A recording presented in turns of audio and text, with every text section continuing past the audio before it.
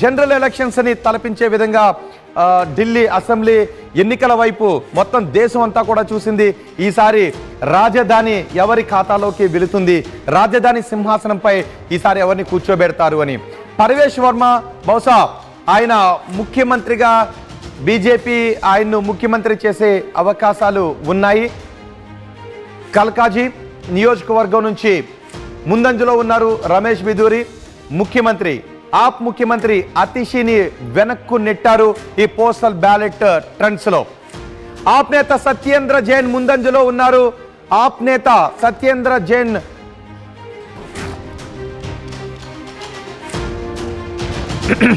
ఇప్పటి వరకు BJP 52% vote షేర్ను సాధించింది.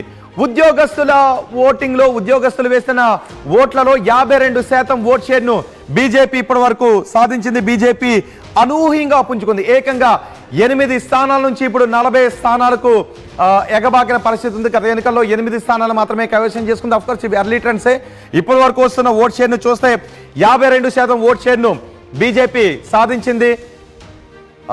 26 స్థానాల్లో మాత్రమే ప్రస్తుతం ఆమ్ ఆద్మీ పార్టీ ముందంజలో ఉంది. ఇక 3 స్థానాల ఫలితాలు రాబోతున్నాయి.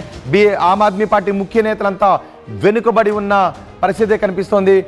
ముఖ్య నేతలంతా వెనుకబడి ఉండటంతో పెద్ద ఎత్తున చర్చ జరుగుతుంది. పర్వేష్ వర్మ బీజేపీ ముఖ్యమంత్రి అభ్యర్థిని బీజేపీ ఎప్పుడు కూడా ప్రచారం చేయదు. కానీ పర్వేష్ వర్మని ముఖ్యమంత్రి చేసే అవకాశం ఉంటుంది. మ్యాజిక్ ఫిగర్ బీజేపీ దాటేసింది. ఏకంగా 40 స్థానాల్లో బీజేపీ ఆధిక్యతను కొనసాగుతుంది. మరి కొద్దిసేపట్లో ఈవీఎంలు 68 చోట్ల ఫలితాలు వచ్చాయి. 68 చోట్ల వచ్చిన ఫలితాల్లో ఆమ్ ఆద్మీ పార్టీ తన ఖాతాలో మరొక స్థానాన్ని లీడ్ వేసుకుంది. 27 స్థానాలు ఆమ్ ఆద్మీ పార్టీ లీడ్లో ఉంటే 40 స్థానాల్లో బీజేపీ లీడ్లో ఉంది. మ్యాజిక్ ఫిగర్ను దాటేసింది. ఇవే ఫలితాలు కొనసాగితే ఢిల్లీ అధికారం బీజేపీ చేతుల్లోకి వెళ్ళిపోయే అవకాశం ఉంది. ఢిల్లీ ఉద్యోగస్తులందరూ కూడా ఢిల్లీలో ఉద్యోగస్తులు ప్రభుత్వ ఉద్యోగులు ఈసారి అధికార మార్పును కోరుకున్నారు అనేది చాలా స్పష్టంగా అర్థమవుతుంది.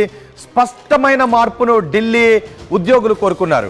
ఢిల్లీ ప్రభుత్వ ఉద్యోగులు స్పష్టమైన మార్పును కోరుకున్నారు. ఇప్పటి వరకు 52% ఓట్లను బీజేపీ దక్కించుకుంది. ఆమ్ ఆద్మీ పార్టీకి కేవలం 43% ఓట్లు మాత్రమే వచ్చాయి.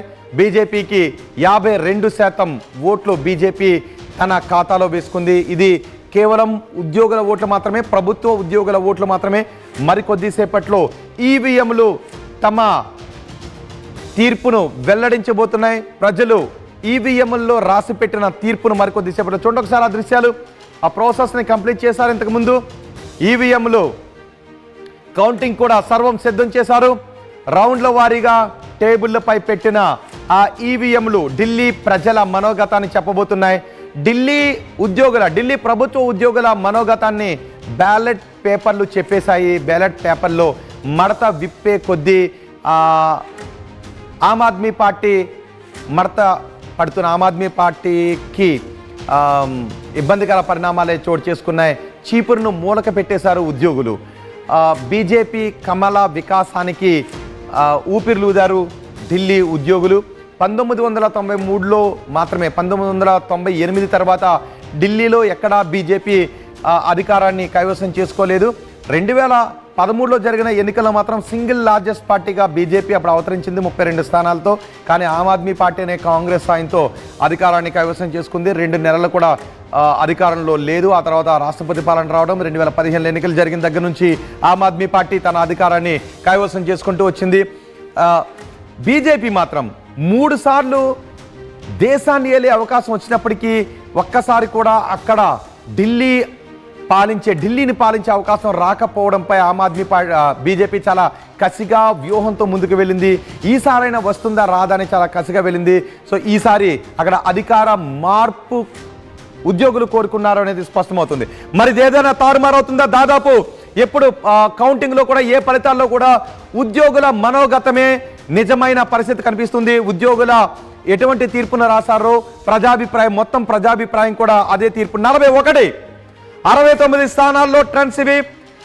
41 స్థానాల్లో బీజేపీ ఆధిక్యంలో ఉంది. ఆమ్ ఆద్మీ పార్టీ నేతల ముఖాలపై నవ్వు చెరిగిపోతూ ఉంది. బీజేపీ కమల వికాసం కనిపిస్తూ ఉంది. ఆమ్ ఆద్మీ పార్టీ 21 స్థానాల్లో ఆధిక్యంలో కొనసాగుతుంటే బీజేపీ ఏకంగా 41 స్థానాల్లో ఆధిక్యాన్ని కొనసాగిస్తూ ఉంది.